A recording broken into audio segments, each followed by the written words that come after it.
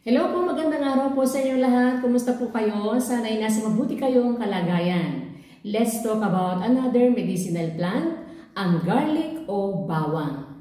Marami pong health benefits ang bawang. Bukod sa ito po ay ginagamit na panghalo sa ating mga pagkain para maging mas masarap ang lasa nito, ito po ay mayroong medicinal properties din.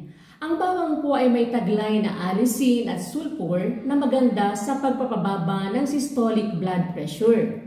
Mahusay din po ito sa pagpapababa ng bad cholesterol level sa ating dugo. Ginagamit din po ang katas ng bawang panlaban sa mga fungus at bakterya.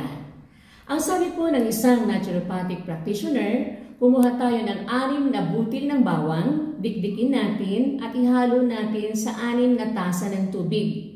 Pakuluin at inumin natin 3 times a day pagkatapos kumain upang mapababa ang bad cholesterol. At kung kaya po natin na kumain ng hilaw na bawang, mas maganda po yun.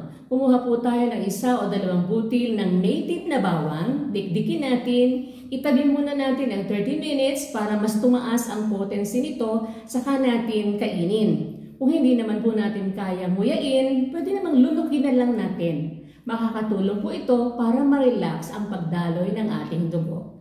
Sana po ay may natutuhan kayo. Follow me for more videos. Maraming salamat po.